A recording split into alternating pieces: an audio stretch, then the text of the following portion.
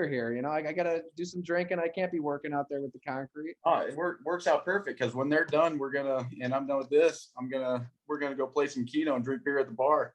Nice. All right.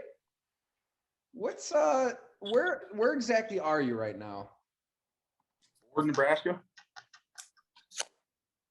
What town is it? Ord. Ord. O-R-D. It's a little town. Oh my gosh. How many people live in Orem? I don't know, maybe 2,000. I'm not really sure. Nice. It's pretty small. All right. If you get some small town people, they'd laugh at you, say that's huge.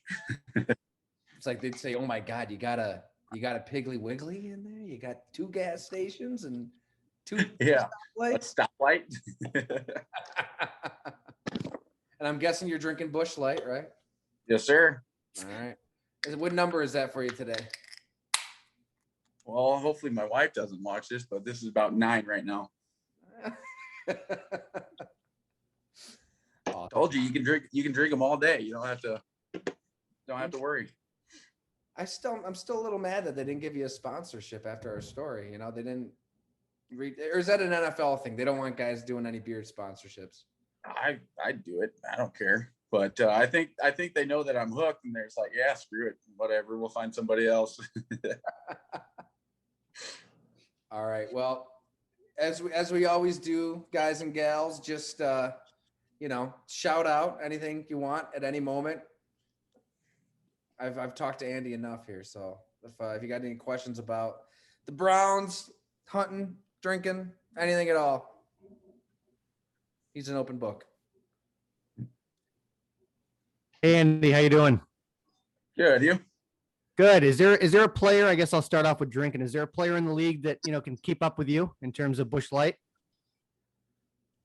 Oh, Matt Paradis. That's the one guy.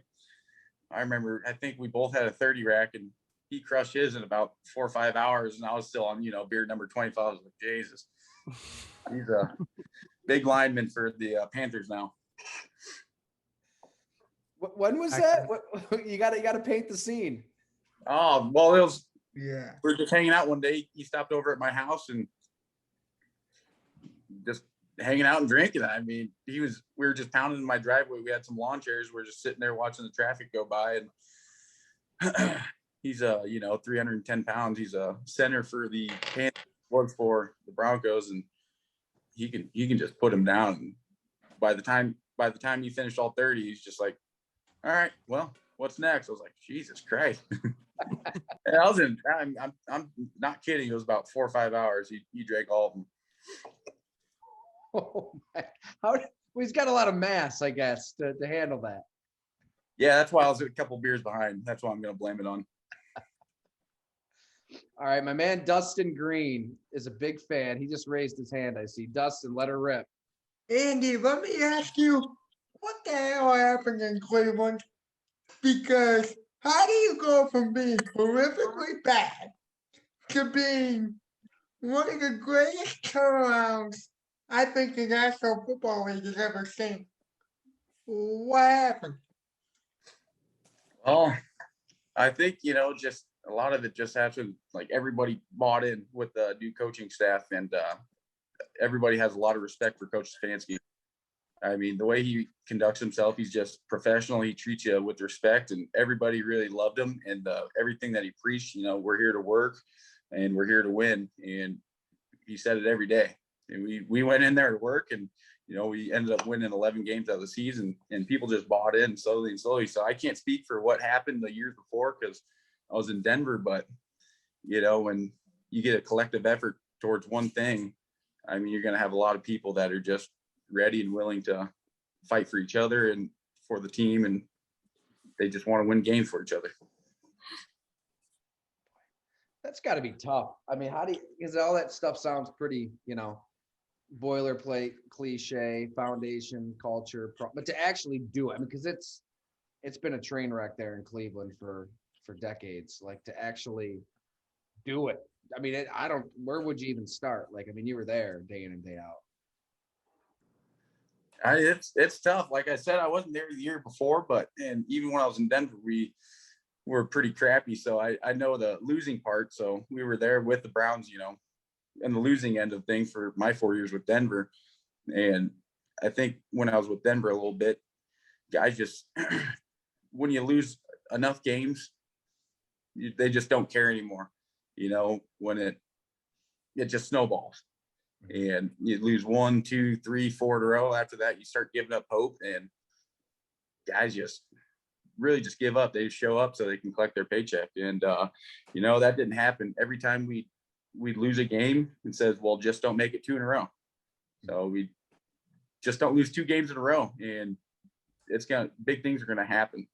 So it was pretty special to be a part of that, because that's obviously the first time for me that I've made the playoffs in my 5 years with in the NFL, and dang it, it's cool. I like winning a lot more than losing, so it was awesome.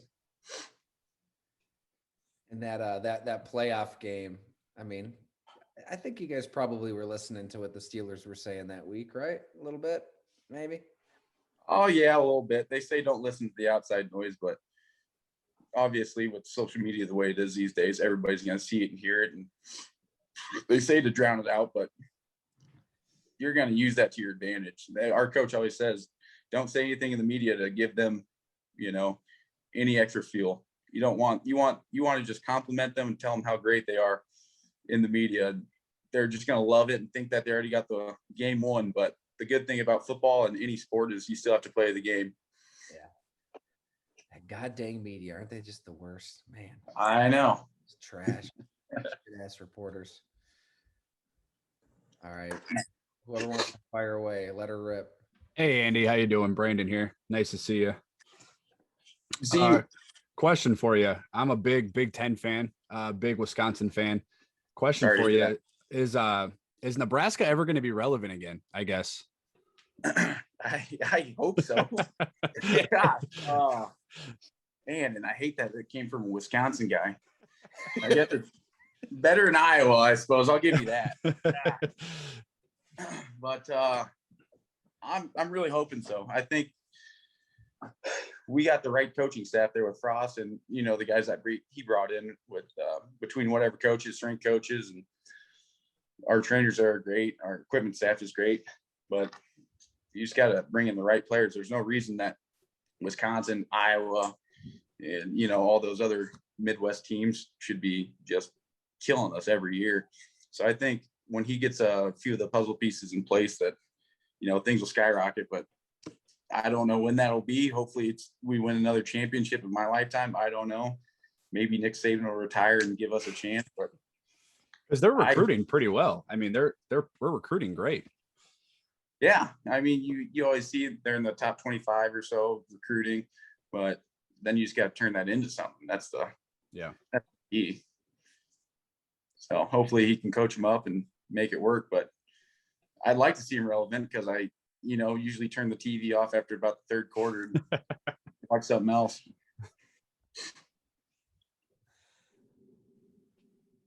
Hey, Andy, I'm Joe. Nice to meet you. Nice to meet you. There's a constant talk about how like the fullback position in the NFL just doesn't really exist anymore. Like it's in in comparison to like 10, 20 years ago. How would you say, like, how can you be like, what are the keys to being a good fullback in 2021 in the NFL, would you say? Well, I think since the true fullback position's dying out a little bit, just run hard, hit hard. Somebody like Kyle Juszczyk, he's kind of a fullback, but he's kind of not. He does a little bit of everything. He's good at routes. He runs more routes than I feel like he does blocking. I mean, that guy, he can line up everywhere. He's like a little Swiss Army knife. I mean, he lines up out in a wing position with the tight end and in the backfield, I formation or offset. And I mean, that guy, he can do everything very well. And when it comes to me, it's the passing game. I'm not going to go take a cornerback deep and be a threat there. But I think, just the more you can do in that aspect, just making bigger plays like that with the receiving part and being more of a tight end type in that aspect. You were kind of making fun of guys like that though when we talked, Andy. Oh yeah, you're calling them wussies. they are wussies. I mean, if you want the ball and you want highlights and touchdowns, and well, you're not a true fullback, but I don't think he's a true fullback. He's just found a way to make $50 million in the NFL as a label as a fullback, but the guy's a damn good athlete and he's very good at what he does. He's found a way for himself, and I wish I was good at football. Damn it. But how many other guys are there like you out there that are old school fullbacks? I can't think of really many left. Very few. What do we got? Like 15 fullbacks left in the NFL or something? I mean, it's you're just picking the bones now. I mean, it's tough. And Sherman just retired, so he's hitting our numbers. Damn it. But I don't know. And even colleges anymore, they hardly run a fullback. Every college seems like they got a spread offense, and like they're just killing us. Because it kind of trickles up now. I mean, football used to trickle down. I mean, it seems like everything is all right. Whatever college is doing is going to become the NFL. It's not dictated down. Yeah, it's different. I hope I stay around for a while. I think I will. But another thing is the coaches. You get a lot of these coaches that were trained or were under somebody in the West Coast offense, and they were good under that coaching staff. And then they branch off, and that's what they know. So they bring back the fullback, and that's what they want. So I think, if we can do that, get more successful West Coast teams with the fullback, because out of the last 10 years or something, 9 out of 10 teams won with a fullback on their roster, something crazy. But if you're winning with fullbacks, then don't get rid of them. Mix it up a little bit. You're gonna start running a lot of speed with that spread offense, and then the fullback's gonna just ram it right up a linebacker's keister and take him out, and the running back's gonna take it for a touchdown. I like it. You got that stat ready, man. It's true. You got to have it. It's very true. You need more power, not speed, all the time. No doubt. I know Ryan's got one cooking over there. I can see him thinking. Yeah, I do. Hey, Andy.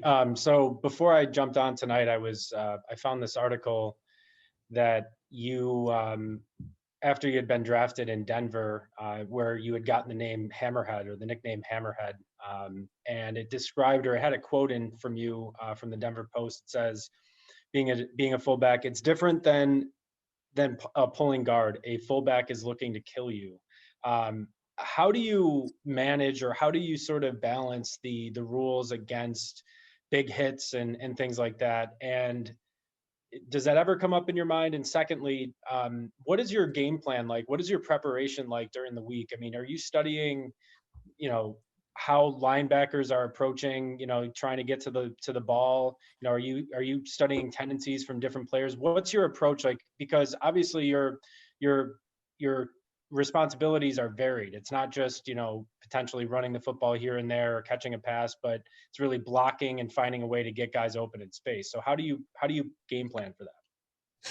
Oh, well, just during the week, watch whatever they prepared for us, what film they bring to us, and we have to watch in meetings and watch that. And we'll go over their entire roster on the defense. Then I'll usually just write down the linebackers. Not usually have to worry about the DBs and, safeties. They're all little guys. You should be able to hit them, but it just depends with them if they want to cut you or not. But then I'll look at the linebackers. I'll just write down their numbers, position, and their weights. And I watch their film and just watch and see how hard they hit you. I mean, watch other teams, obviously that played them, that has a fullback.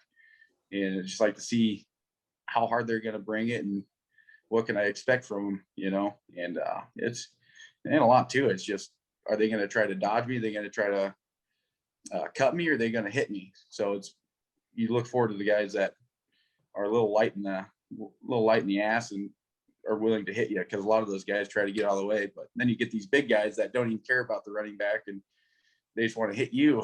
It's like, well, that's just get a little lower. But yeah, you just watch that. The main thing I watch for those is just how hard they hit. And then after that, when I go to like blitz days and stuff, watch the blitz cut ups, see how they line up, which gaps, are they offset for cross dogs or anything like that?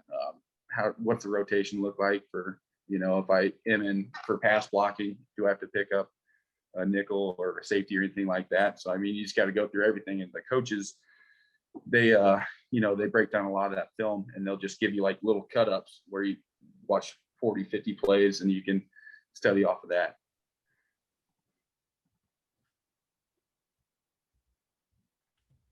Is there an opponent that you have to psych yourself up for a little bit more? On this play, I got to take on this linebacker. Oh yeah, it used to be Thomas Davis, but luckily for me, he retired. That guy just tried to hit me no matter what.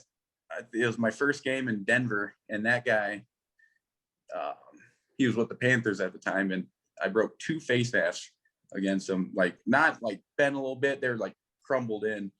And that guy is just like, he didn't care where the ball was. He just wanted to hurt me. He was going to tackle the defender through me is what I think his mindset was. But I think he's probably the toughest guy I ever actually had to go against. But there's still plenty out there that are like him, but he was the one that sticks in my mind.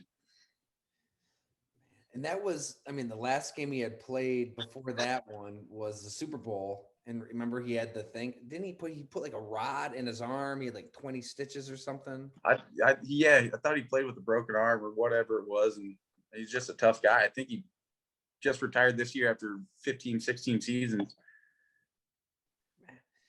What does it feel like, a collision with Thomas Davis as a rookie? Like, I was excited. I was just happy to be playing. And CJ Anderson broke a handful of big runs off of it. And, it was awesome. I mean, it doesn't feel good physically, I suppose, but mentally you're just like, yeah, this is so cool. You don't even think about how much it hurts. You're just so excited to be out there. I mean, especially as the first game as a rookie in the NFL, you're just like, I can't believe this is real. what hurt more, that or the elbow? Like I don't know if people haven't seen it, it's worth a YouTube search, unless you're squeamish, I guess. But man, it's pretty rough. You landed on the elbow and it bent away. It was not supposed to bend. Yeah, that hurt way worse for sure. That was probably the most pain I've ever felt in my life. Right there was that elbow, and yeah, hopefully that never happens again. I mean, geez, I played on my rookie year. I played with a couple torn ligaments in my ankle for a game, and I just thought it was sprained, but that elbow is something else.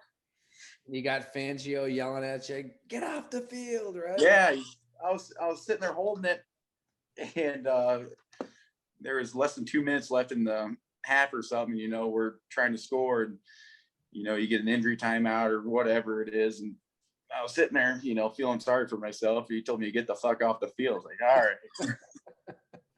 right. That's nice, right? When your arm feels like you want to cut it off, right? Like, Yeah. that for your coach. Yeah, my trainer thought it was funny though. I went up to him. I said, "Vince, I think I fucked it up pretty good." I'd say so.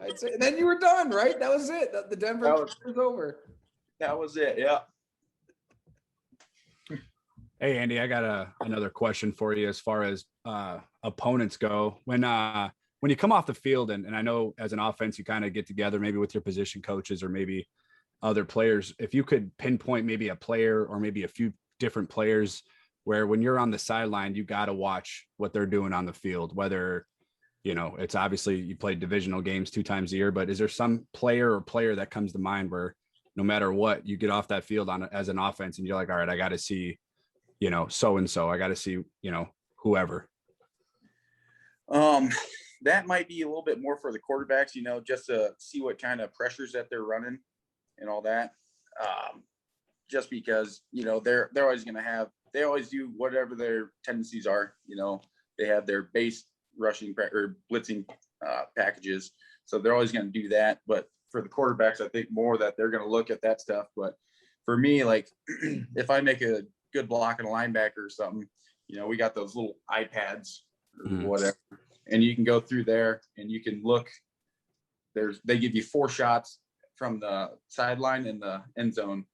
So you can look at 4 shots and see what the heck happened through that play. So I don't really necessarily look during the game, or on the field while they're there, but I'll look at that iPad, see what's going on. It's like, okay, well, he missed his blocker. This guy got through here. They brought an extra rusher. I mean, there's so many different things that they can do. So those iPads are lifesavers, because you think the play should be perfect and it should be a home run, but we got tackled for a 2-yard loss. So Andy, we talked about the elbow injury and kind of how the Denver era just kind of was over. I want to ask you a couple of questions here. It's a 2-part question, but I'll start with the first one.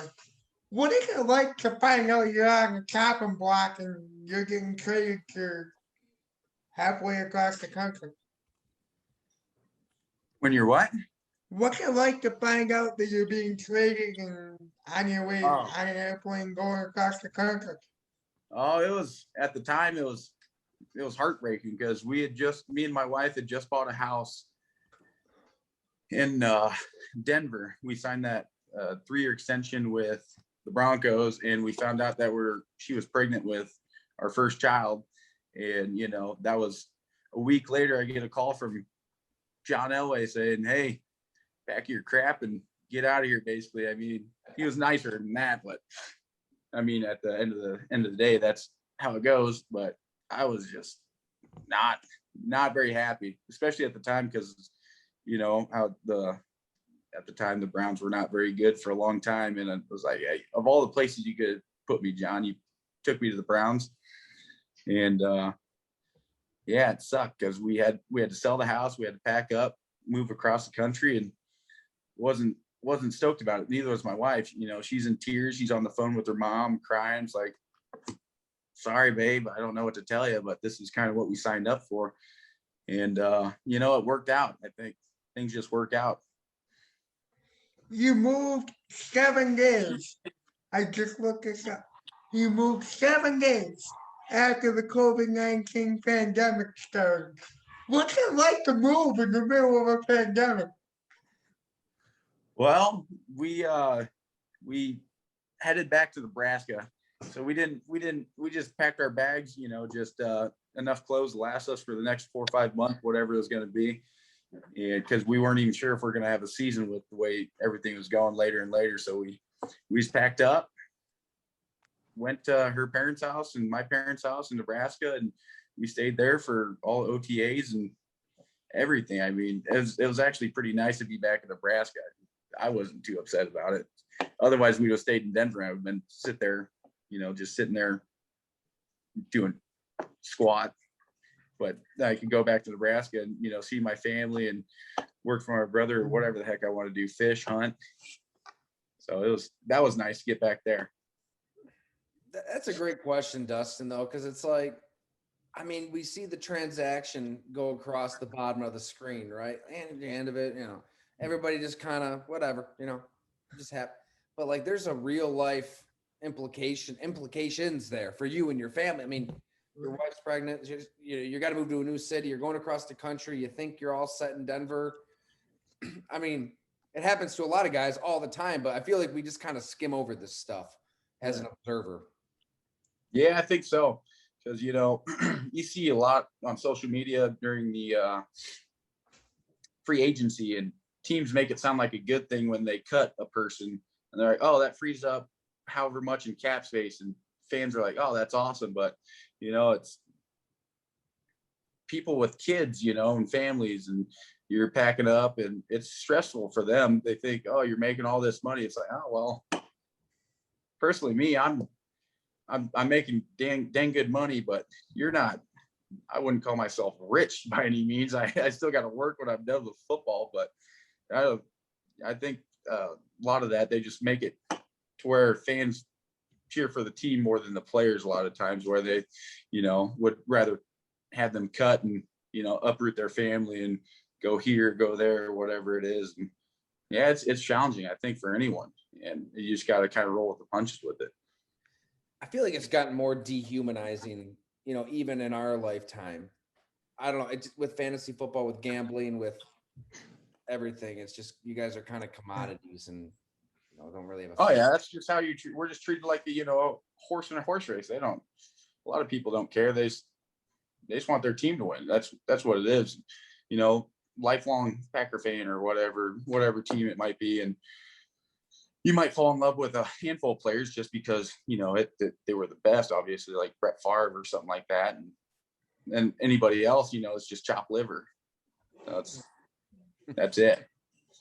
But it's like, what if we were rooting for you at your job in your little office cubicle or whatever it was? Like, I hope he gets fired next week because he didn't send that fax over or whatever, you know. And that's going to clear up $60,000 in cap space for the company to hire somebody else for him.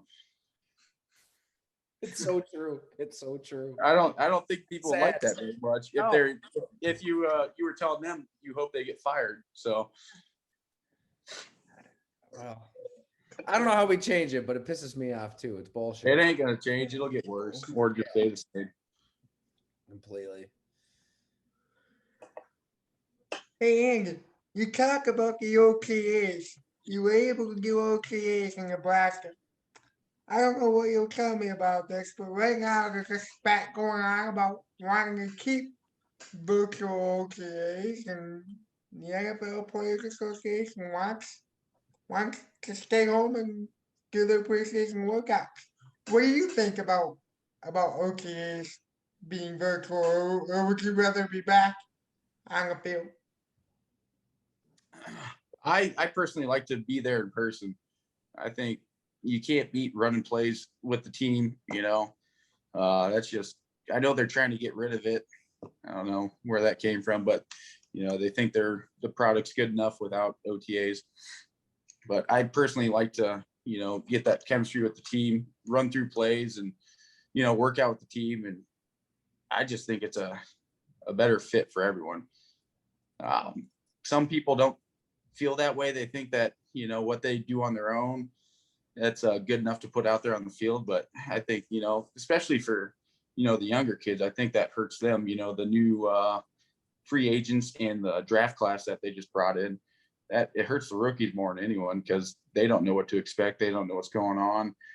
They got to learn a whole new playbook. They've never ran it together with the team. And, you know, a lot of those rookies we're going to rely on. They're going to be starters. And I think it could hurt, but if everybody's doing it, it's going to hurt everybody equally to a point. So I'd rather be there. That's my personal opinion of it. You wouldn't rather be hunting or something? No, I'd much rather do that, but I also got a job. I gotta do that first. I know we have a few hunters on this Zoom. I see a certain brother of mine in there. We got to hear your best hunting story. Me? Yeah. Oh yeah. Probably nothing I should say on this call, honestly. Let her rip. Oh, no. I don't think people want to hear terrible things I've done. Oh, yes, I do. Everybody else that might get out. Gosh, that's tough. No, we're gonna stay away there. I got a question. This past season, I mean, you always hear about like camaraderie with NFL locker rooms and players. Like we go out, we party, we drink together, and it builds a bond. This year, completely different. How did it like with? I don't even know how. Like, could you guys hang out like you know out of like the during your business office hours? Like, how tough was that you couldn't even? You get traded, you can't go get beers with like Baker at a bar because the bar is closed, or you can't. I don't even know how Cleveland was, obviously, but in comparison to where I am. But how tough was that for you guys in that locker room to not really get to do that guy stuff and drinking and all that sort of stuff? You know, how tough was that for you guys? Or was it tough? Or was it like, it had nothing to do with the field stuff? It's just, you know, because you always hear that we grow closer together when we drink together and all that stuff. Well, maybe that, yeah, but I think you grow pretty close together too when you're working out and you're going through the same shitty workout with each other and all that. But I don't know. Obviously, I wasn't in Cleveland the year before last, but so a lot of those guys still have those relationships, and it's just really the newcomers. So that it might be a little tougher there, but they welcomed me with open arms, and I mean, it was really an easy transition. I thought it was gonna be a lot harder than it was. And Stefanski did that 4-H's that everybody keeps talking about, and you really start to learn more about guys, even though he said together while you're apart, and you really learn a lot about guys because they'd open up a lot, and I don't think you go out and drink beer a lot of times and do that. You don't really open up about your personal life. You're just we're dudes, we're tough, yeah, fuck that, fuck this, we're not a bunch of sissies. And so yeah, I think that 4-H's, and it just how awesome everybody was with the Browns. Our Brad Melland, our head equipment manager, he's been there for 17, 18, 19, 20 years, somewhere in there. And he said this is the best group of guys he's ever had in his entire tenure with the Browns. So, I mean, just even something for some guy that's been there for longer than anybody else there to say is pretty special.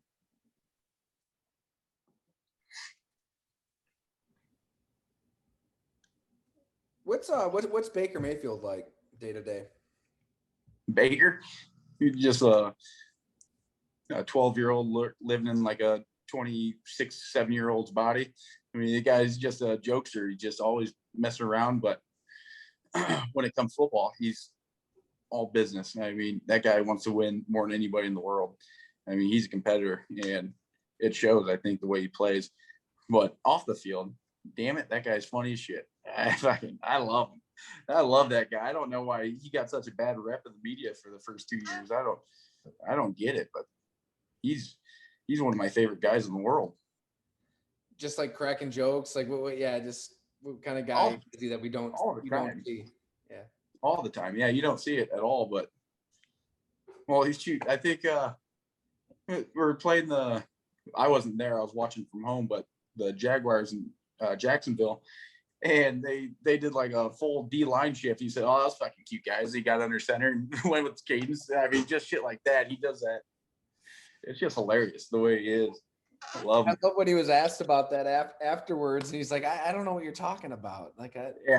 Yeah. But I mean, he's the man. I love that guy, and he treats everybody the same. You get some people that think they're the quarterback or the highest paid player or whatever, and they're better than you. No, I mean, he could sit there and drink beers with a homeless guy or sit there and talk to a doctor. I mean, everybody's the same to him. That's got to mean something in a locker room. I mean, not every quarterback is really like that. I mean, no, I don't think so. And obviously, I've only been with the Broncos with a handful, and I had Case Keenum. He's about the same way. The guy won't say a single bad word in the world, but he treats you like you're a human being.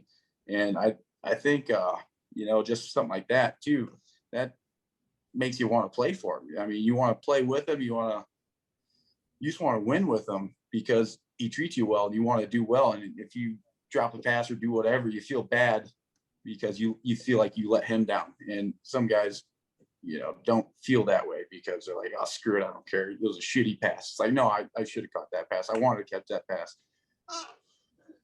But yeah, it just depends. I don't know. Hey, Andy, is the flip side of that true? Like if the guy's obviously if the guy's a good dude and you feel valued and everything, you're going to work hard. But like, is the flip side of that true? Does it affect your?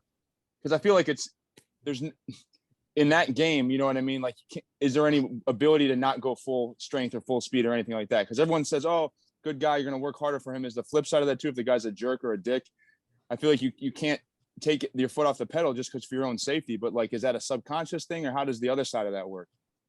I think you don't see it in the first, second, third quarter, but when it comes to nut cutting time in the fourth quarter and things get hard, you're tired, it's just easier to give up, and you can blame it on something else. like, oh, I was tired. Oh, it was a bad pass. Like I couldn't do this. I was out of position, whatever. So people, it's just easier later in the game to make excuses. You know, I think throughout the whole game, you know, the first 3 quarters, you can just go pedal to the metal. But when you get tired, you know, it's pretty easy to make excuses and not care. Right.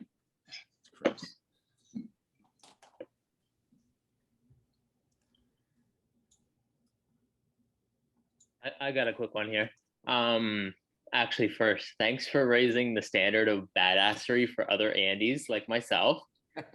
But like I'm a Bills fan, a few of us are Bills fans, and we went through like what we called the drought, and Cleveland did the same for so long. Like, how does it feel like approaching those last few games and kind of feeling like, you know, we might be able to do this? Is that like what's the locker room like in a moment like that?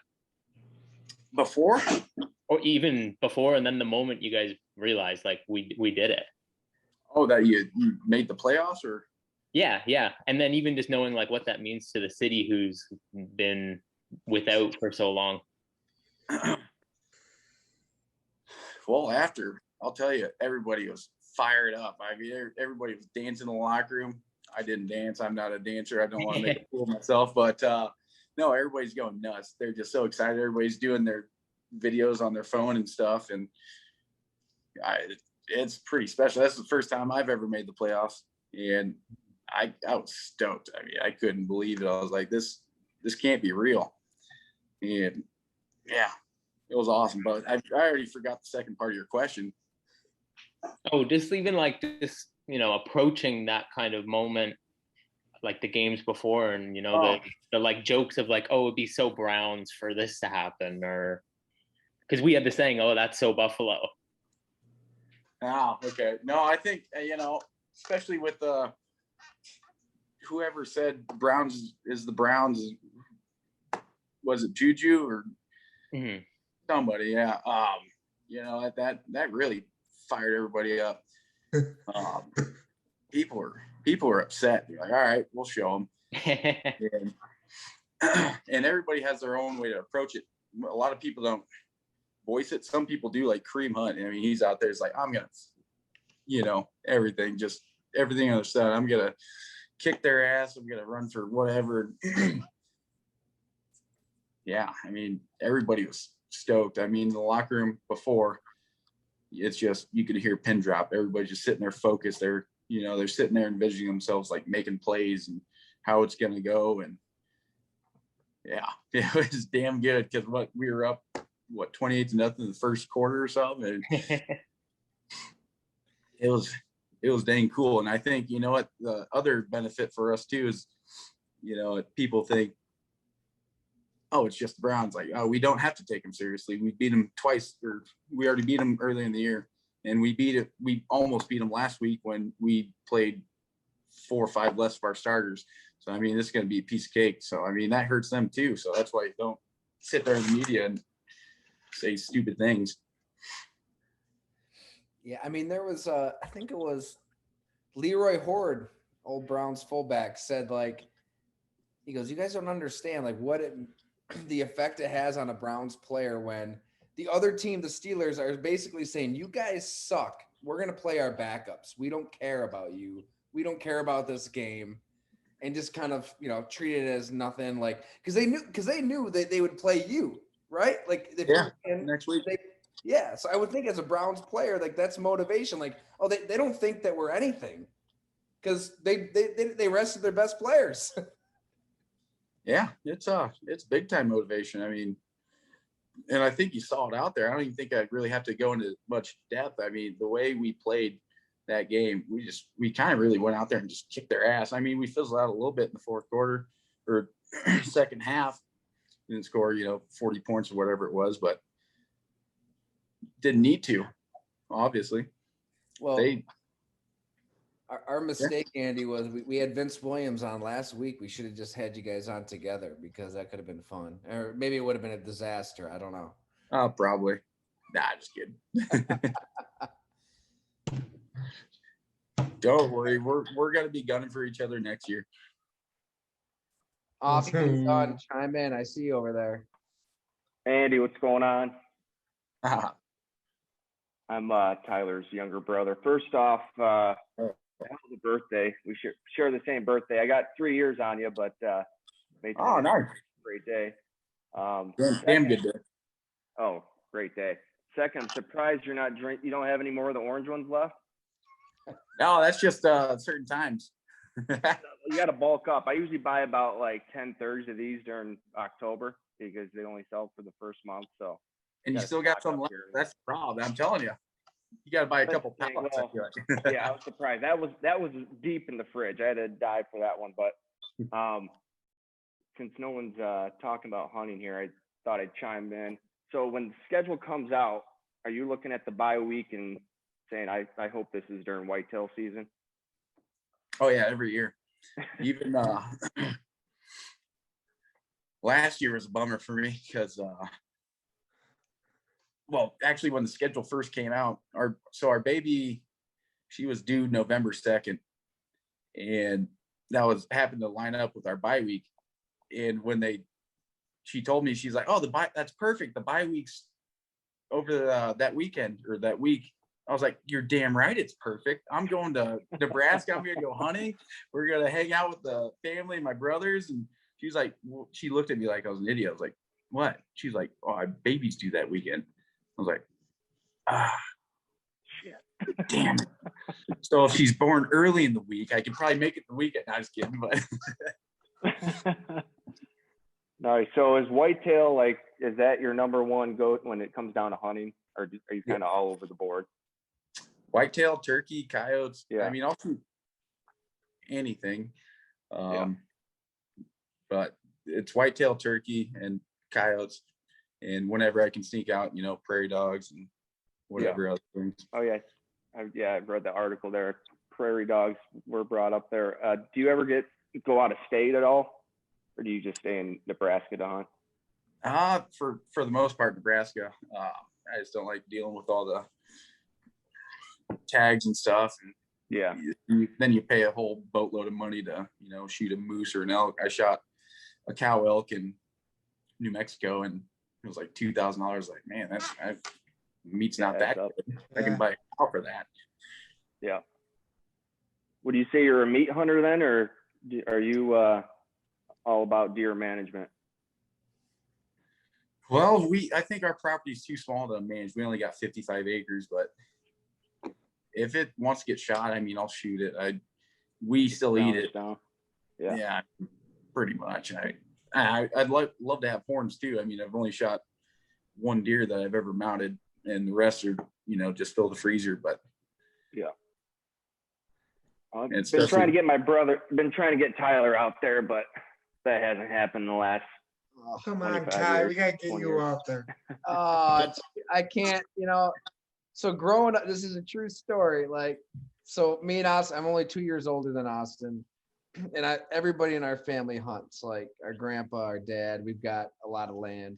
Yeah, I think you and I have had this discussion.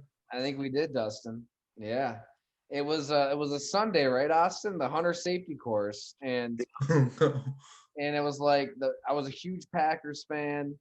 And the Packers played the Panthers, 2001, I want to say. And I was like, you know what? I just would rather watch the Packers game than go to this shit. I don't care. And so I never did that. And then when I went out in the woods with our grandpa, I thought it was just boring. I didn't want to sit there for 6 hours and wait for a deer to show up. So you guys could do it. I'm the black sheep of the family. I mean, I'm the person who doesn't hunt. I think I like the story. A couple of years ago, I shot a pretty nice deer. Yeah, Austin's being humble here. You've gotten some monsters on our land. Well, a lot of patience, but I thought it was funny. I shoot the biggest buck I've ever seen on our property, and Ty's looking at it in the back of the Polaris Ranger, and he's like, you know what? I think I'm gonna go out in the woods and hunt next year. It just doesn't work like that. You got to put some time in. Is Johnny available? What's that? I can't. Would Justin give me a call? Oh, sorry, Joel. He was recommended by a friend of mine. My name's Joel, Joel. It might have to. Joel might You want need to to talk get to him about muted men's here. hair I think pieces? he's talking to somebody else. I want to talk to him about men's hair pieces. What men's We hair could Can you piece? have him give me a call if I give you Well, the I'm phone glad number? it's just that. It's not nothing worse. 602 Get the number. 930. I mean, we could talk about men's hair pieces quick if we. I Yeah. just What the hell is that? There, he's gone. what This happened? is great. It's incredible. I don't know. Somebody was ordering a men's hair piece. Joel. Joel. Joel's the official sponsor for hair pieces for Yeah. Going Long Yes. podcast right here. Joel has herpes. Joel, has is there? herpes. Joel. I think That's that's tough. done. He muted Uh-oh. him. But not a hunter. Not a hunter. We never knew you. All right. That was funny. I got one more question for Andy. I'm going to kind of give a statement quick and then the question. The head coach for the Bills about 2 years ago, he said something along the lines of, someone asked him like, "Hey, what do you think is more important, culture or strategy?" And he gave a very long-winded answer. Like, it's definitely culture. It's all about like, building relationships and like working hard, way over X's and O's. Do you agree with that? Do you think to win in this league, you need to have good culture over like strategy, X's and O's? Yeah, I do. I guess.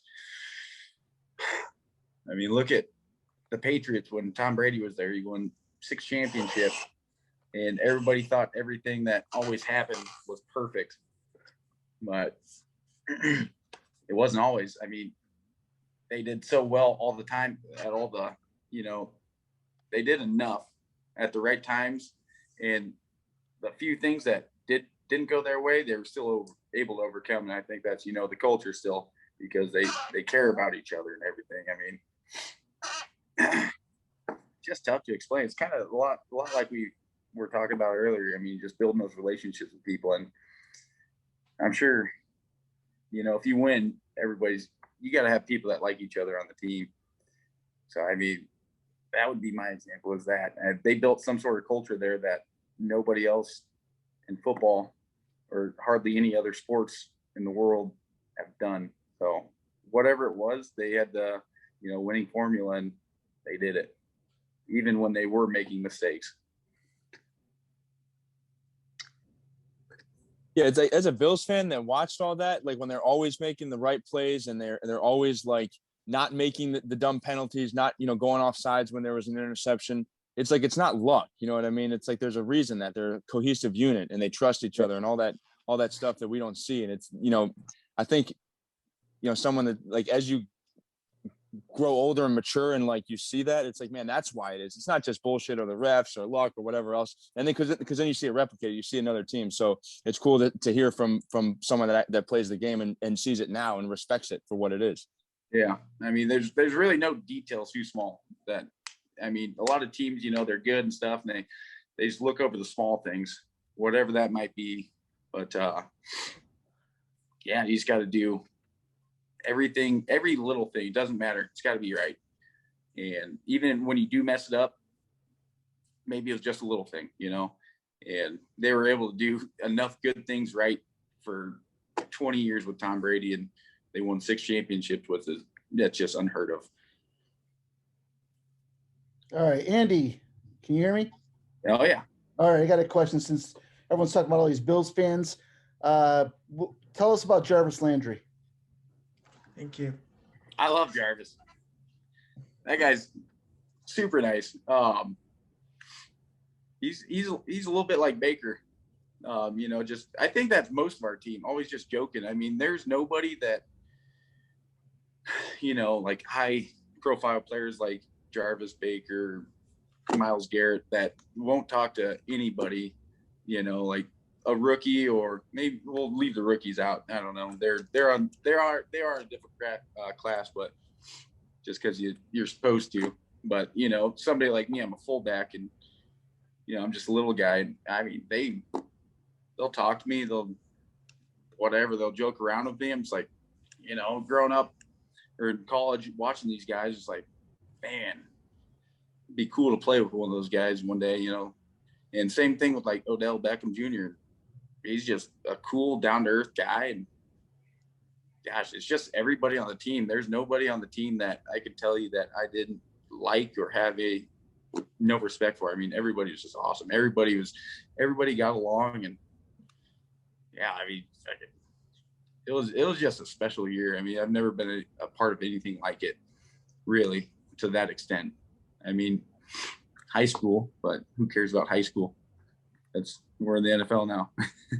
But yeah, it was a special year. It's like, I guess I could compare it to high school. I mean, I think you get more of that camaraderie because, when you're in high school, you grow up with these people since, kindergarten, first grade, all the way through your senior year. And it was kind of like having that bond, like you knew each other forever. I mean, I don't think a lot of teams do that. And I think it does make a difference. Andy, I don't mean to bring back bad memories, but how much of a dick is John Elway? What? How much of a dick is John Elway? How bad of a guy, or is he a good guy? John Elway. Owen? John Elway. Oh, Elway? No, I didn't. He was a good guy. Really? Yeah, he wasn't a bad guy. I've never had a conversation with John Elway where I walked away. And I mean, there were few and far between, but I never talked to John Elway once and then walked away. It's like, man, I don't like that guy at all. But I didn't know him personally, obviously, but he was very professional. And, I think he conducts himself at a high level. And, the only reason I ever had a sour taste in my mouth is because I signed a 3-year contract with him and he traded me off right away. That was about it. But I think he's a good guy. I've talked to him a handful of times. The guy likes to hunt, and he's just a cool guy. Is there a guy in the league that you've met that, played against teammate that maybe you don't like that you'd be willing to share with us? Nah, probably not. Let me follow up on that though. When you have a teammate that you don't like, how does that affect yourself in the locker room? Like, what happens? Like, is it like, oh, this fucking guy, I hate him. Does it affect it a little bit? Man, I don't like that guy one bit. I'm not gonna talk to him, and yeah, it's like, whatever. You want him to do well, obviously on Sundays, but so during the week in practice and stuff, you're like, yeah, screw you. That you did a shitty job. Whatever. You'll talk more shit to him, but yeah, you want them to do well, obviously at the end of the day. But when they do in practice, you're like, yeah, that's what I thought. Because there's like 53 players on the team. You're going to get a lot of different personnel. Not everybody's going to get along, right? Like that's impossible. Yeah, absolutely. I mean, you got guys from every end of the country, and everybody's got a different opinion, different voice, and they see everything different than you do or whatever. So, I mean, if you can, the culture, just like a melting pot, melt everything into one pot to where everybody will at least agree on football or whatever, no politics, none of that other bull crap. And you care, just leave all that stuff out. Who cares about that? Let's play football. Awesome. How big of a freak is Myles Garrett, like in the weight room? Like he's just ridiculous, right? Honestly, I don't know. With the way COVID was this year, we could only have was it 15 guys a group, something like that, a small group. And I was in a different group than he was, but I'll tell you what, seeing that guy with the shirt off, I mean, he's just a freak of nature. I don't know. He's got like Jesus Christ. Right. Unbelievable. So he's doing something right. And I've seen a bunch of his workout videos lately, and the guy's just a machine. He's jumping 64 in box jump or something. Unreal. And like, the length, the size, the speed, the explosiveness, the box jumps and stuff, like. Yeah, 275 pounds and can do stuff that, a 180-pound person can do. It's like, what? Doesn't make sense. That defies physics. That does not make sense. It's so sick. That's so cool. Real quick, what are your feelings on craft beer since you're drinking a Busch Light? Do you like craft beer? Do you think it's shitty, too expensive? What's your feelings on craft beer? I don't even know what the definition of craft beer is, but I'm sure I'd hate it. I was at some place in Lincoln, Nebraska. I forgot the name of it, but it was for one of my wife's friend's 21st birthday party. And I went there, and I might have had a few cocktails before, but I went up and I said, can I get a pitcher of Busch Light?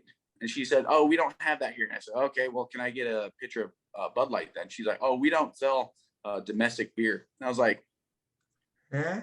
okay, fine. I will take a pitcher of Coors Light. And she's like, looked at me. She's like, we don't sell that here. And I said, I will settle for Miller Lite, the shittiest light beer there is. I will settle for a Miller Lite. And she's like, get out of here. I was like, fine. I left 10 minutes later. I was like, I can't do this. Can't do it. All right, and I gotta play devil's advocate here, though. I mean, Let's hear it. I'm with you on Busch Light. You know, if you're looking to crush 10 beers on a nice summer day, rip through them.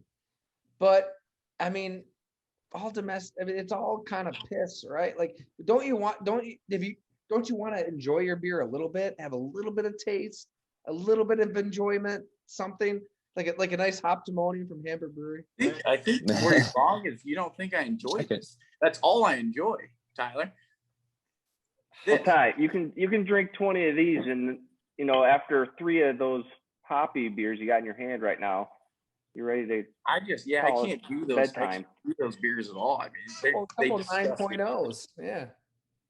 Isn't that the point though? Like craft beer, you have 2 of them and you're messed up. Whereas Busch Light, you got to have like 13, I would assume, maybe. I don't know. Like that's why I mean, aside from the taste, it messes you up better, which is 60% of the reason why I think we drink. At least I drink, maybe 80%. But you build up a tolerance. You build it, which Andy doesn't. Correct. Have. Andy's what we call a lightweight. You can't Want to bet? No, but the thing is, like, obviously during football season too, like, I can't come home and get hammered. I mean, I still got to go to work the next day. I mean, I don't drink during the week, and now I'm only drinking Friday and Saturday are the only days that I'll drink for working out for OTAs and getting ready and everything. So I mean, there's only a handful of times in the year that I can just cut loose and do whatever. And now I got a baby, and she wakes me up every morning at 5:30, so that's pleasant. So I mean, everything's different. I like the taste of it. I'm not looking to get blacked out drunk. I just would like to enjoy a beverage, and like it's a water or something, and just have a good night, watch a movie with my wife or something. I mean, if I drank 2 of those, maybe I'd get drunk, but no.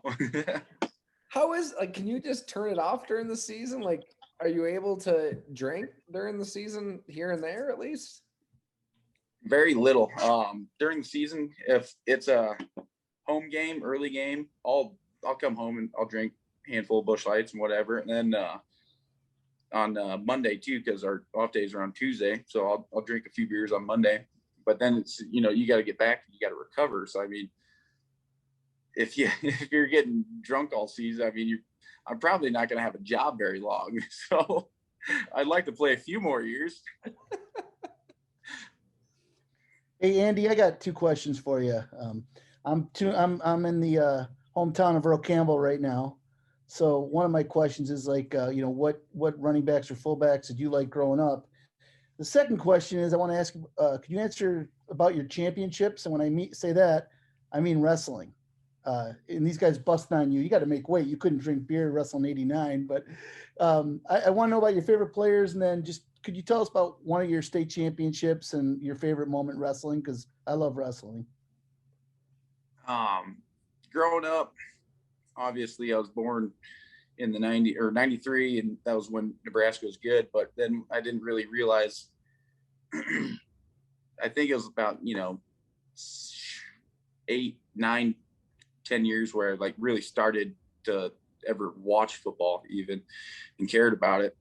And then unfortunately, then I started working full time for my brother, and so many sports. I mean, I didn't watch really that much football through high school for Nebraska and anything like that. So, I mean, I just kind of had to look back on it later and find out who I liked and watch their film. And my biggest, who I liked the most was Corey Schlesinger as a fullback.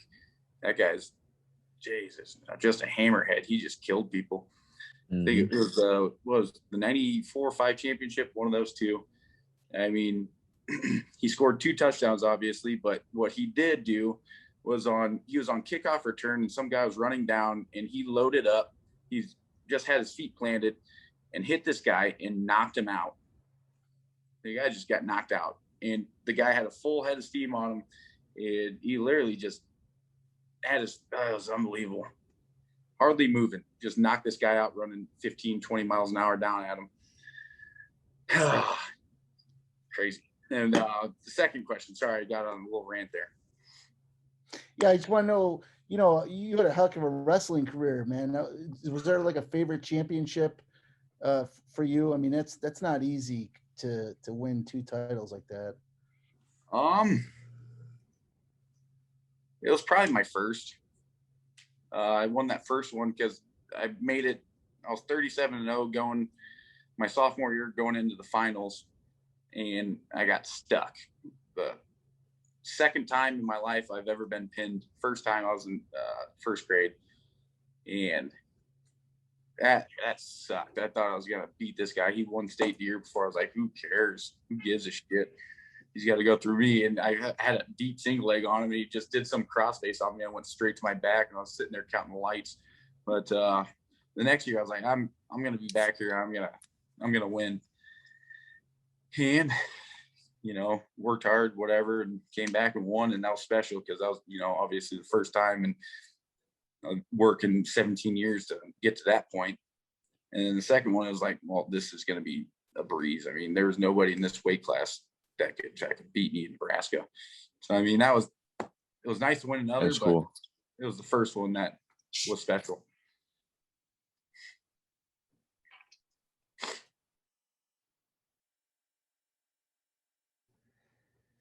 Well, that was amazing, Andy. I mean, I don't know if anybody else has any more questions. Andy said he'll stay here and drink as long as you guys want. So, I mean, we can keep doing it. But Seen any good movies recently?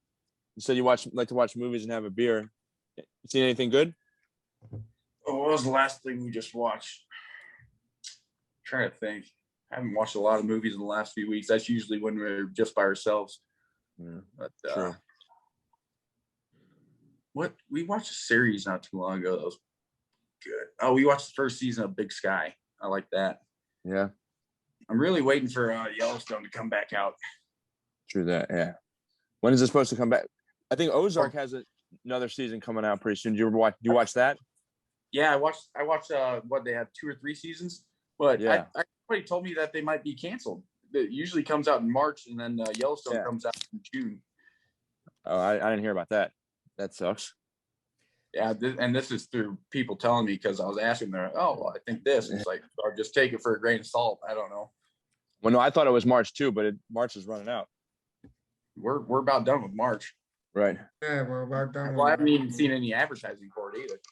Right. I think it's November. Just with COVID, they couldn't produce anything, so that's why I got pushed back. So. By the way, random side note here. The brother, spoiler alert, if you haven't seen Ozark, so cover your ears. The brother from the last season is a loyal Go Long subscriber. So, nice.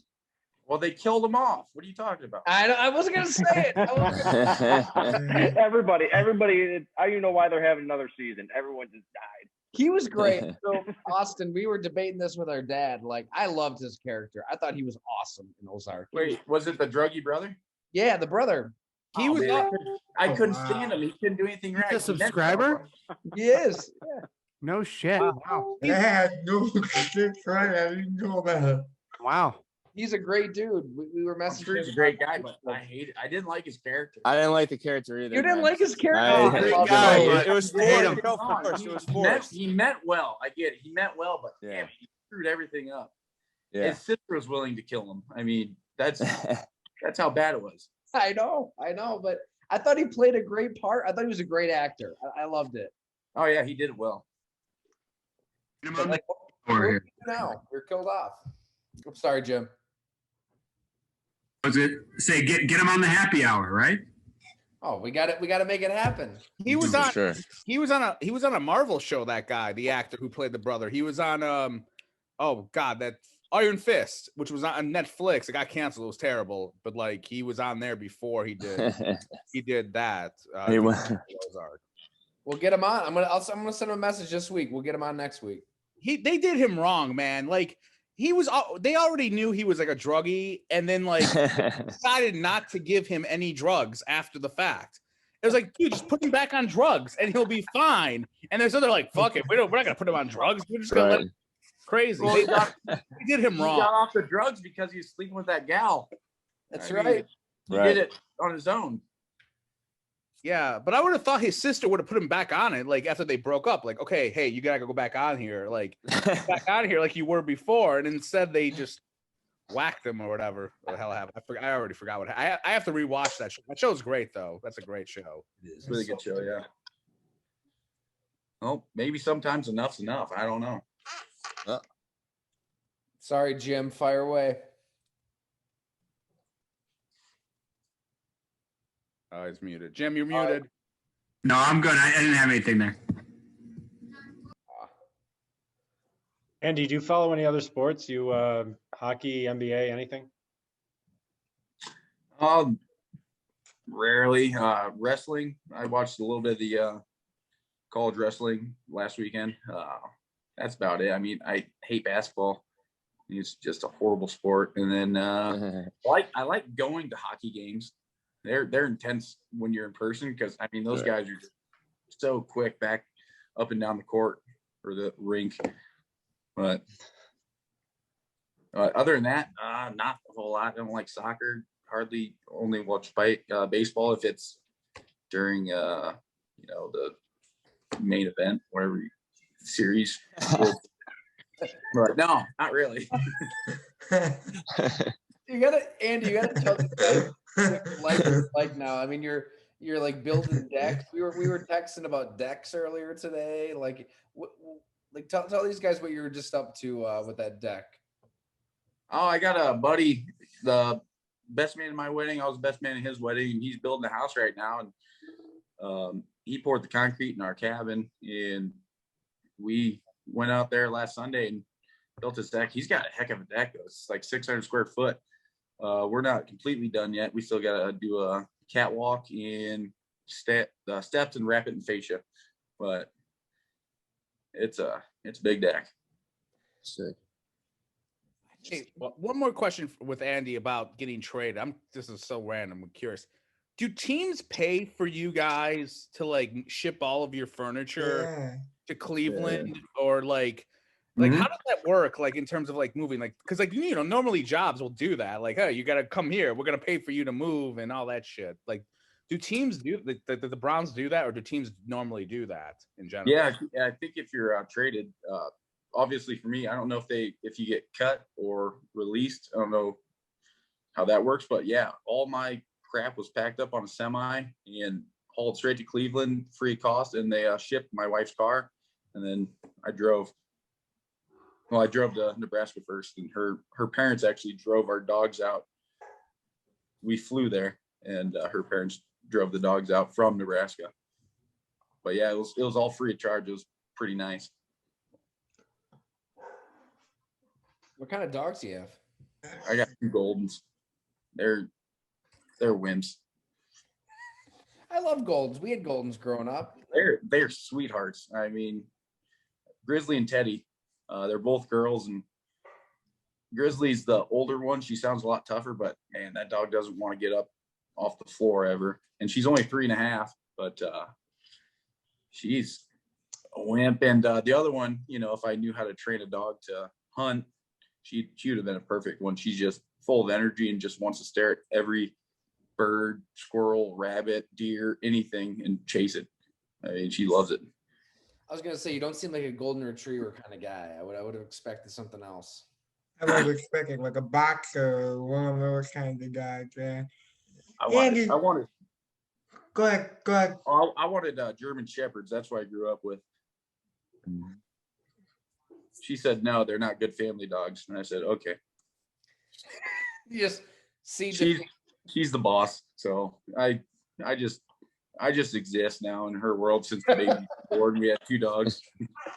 My wife's the opposite. She wants all the pit bulls and German shepherds, and I'm saying absolutely not. So Really? when I'm can't go that. I can't go that Okay. route. Can you take me through what draft day was like? What was it like? Well, that weekend. What was that weekend like when you got drafted? Oh man, I'll tell you, I didn't think I was getting drafted. So I was like, screw it, I'm going turkey hunting.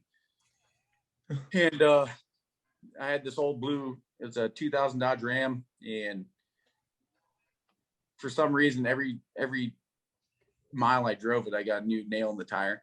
But so I took it to my dad's house. He's got a lift in his garage, and I was gonna change the tire and then go turkey hunting. And my brother came down. He's like, I'll give you a hand.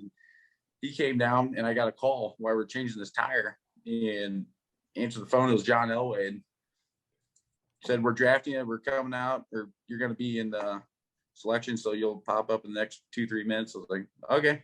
And talked to him, then talked to whatever other coaches that they had, Stewsville. Couldn't even tell you who the offensive coordinator was at the time, but talked to all those guys and got on the media right away. And so it worked out pretty good. My brother ended up changing my tire for me. Because you lost touch, right? You said that when you went back home, you didn't know what you were doing with the decks and changing tires and all this. You're too consumed with football. In Cleveland? Well, weren't you telling me how like when you got into football, like you were just so consumed with the sport, you kind of forgot how to work on these decks and oh gosh, yeah. Big time. It's crazy how fast you lose it a little bit. Because I never did like the metal side of it anyways. My brother that's been doing it for 25 years, he's the brains of the operation. I'm just one of his grunts, and carry wood, nail it here, and he just lines everything up. So anything from the print, if we're building a house or a deck, whatever it is, he lines it up, and I just carry the boards there, nail them down, and that's it. I mean, it's simple. So I got a little bit of an idea, but not to his extent.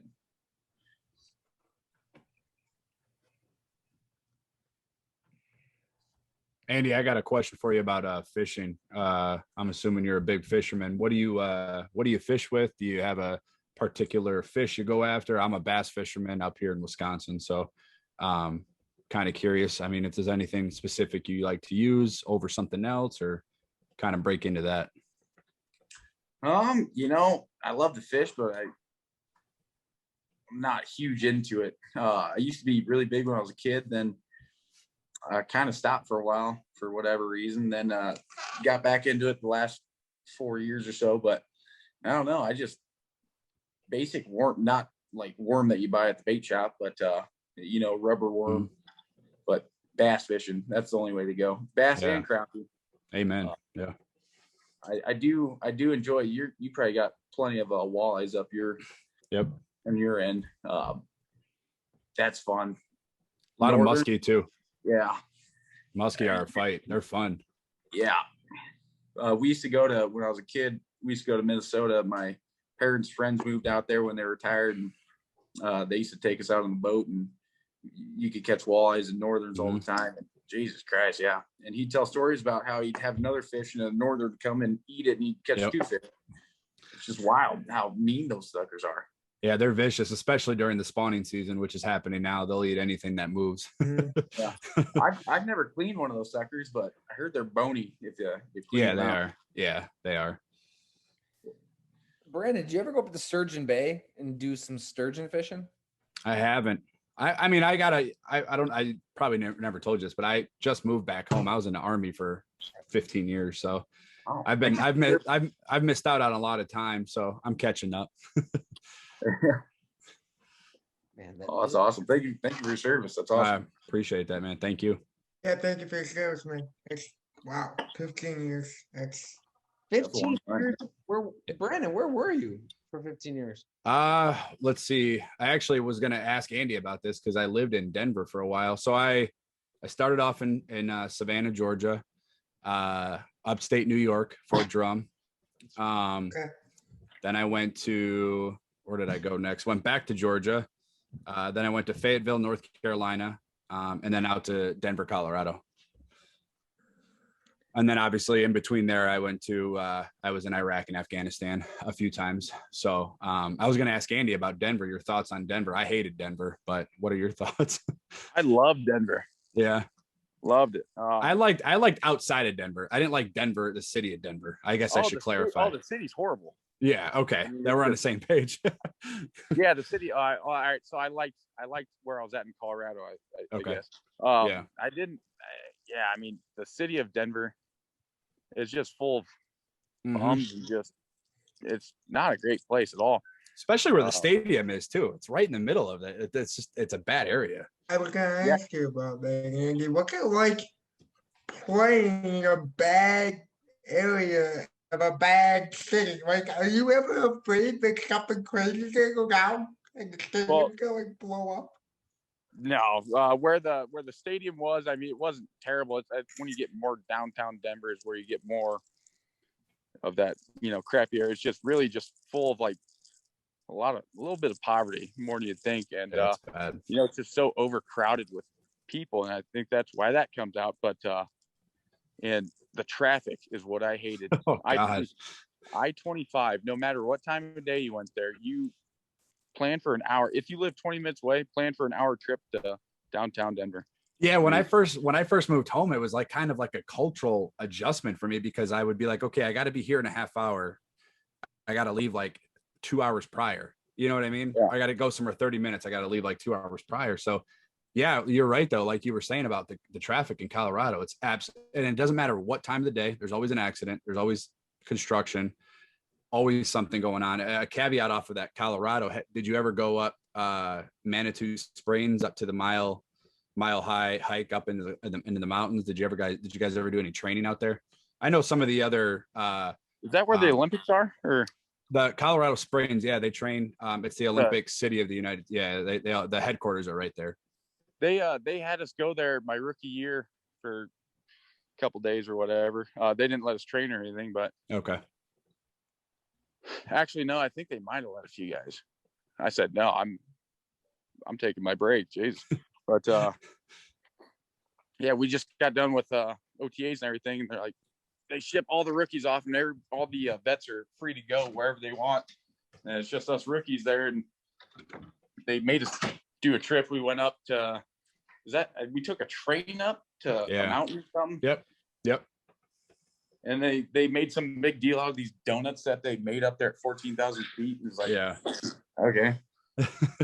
But did the altitude ever mess with you? It never bothered me. At first, for a little bit.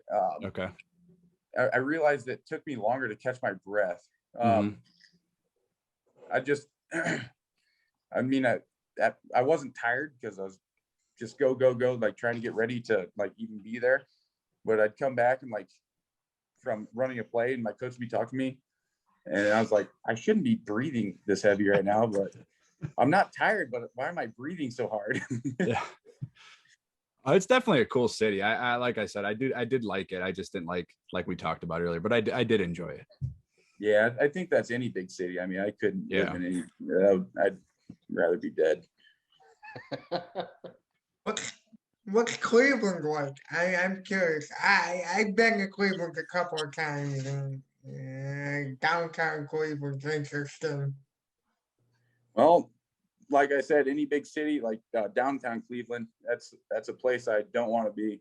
But on the outskirts of it, you get all these like small little neighborhoods. It's kind of what you see in movies. I mean, it's just a bunch of small houses, just blue collar working people, and lots of people have the American flag hanging straight outside their door, and makes me happy. I mean, half my street just has the flag hanging there. It's like, gosh dang it, that's cool. And gosh, I mean, just dang good, really good people. Andy, we've been keeping you long enough, man. I know you got things to do, so Man, Well, they haven't even come back from down the hill yet, but yeah. God, man, thanks so much for hanging out with us, dude. We Absolutely. really Thanks appreciate it. Thanks for having me. God, well, let's have you Yeah. back, right? I mean, anytime, open invite whenever you want to come on. Mhm. Hey, it's an excuse to drink some beers. Oh Absolutely. yeah. I'll tell my wife I have to. Work. Duty calls, right? That's right. Yeah, I gotta work, babe. Would you pick me up a 12-pack? As Kramer said on Seinfeld, just write it off. Just write off the beers. It's all work, right? Ty, you Wait. gotta send it. You gotta. Wait, does this mean I gotta can write send it- off my beer? Yeah. Hold on. Sorry, Ty. You gotta send him some Hamburg Brewery beer stuff for the next one. We gotta see him try it on this Zoom because you're missing out on craft beer, man. You're missing out a little bit. Sorry, just a little bit, man. Ty, I think he would be I'll try One anything. time, Andy. Come on. I'll try anything once. Ty, Andy, will you do I think that? he would be a fan of. Sorry, go ahead. Fan what? I said, Ty, do you think he'd be a fan of Spotted Cow? Oh my! Well, Spotted Cow's the best beer ever, so Ooh. you better be a fan. Ooh, I do like Spotted Cow. Oh, there you go. You've had Spotted Cow? Interesting. Yeah, I've had a lot.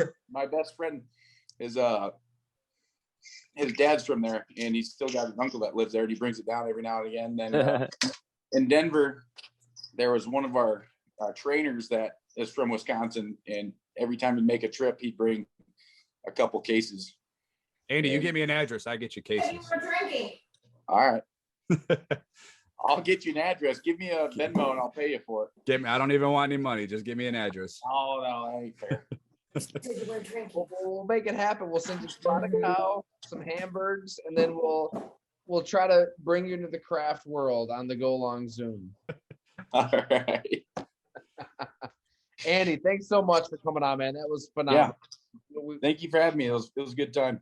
That was awesome. Thanks, man. Thanks, man. Yeah. We'll see you guys. Thanks, man. Thanks, Andy. Thank you. So much, Andy. Bye, guys. Thanks so much, everyone. Bye.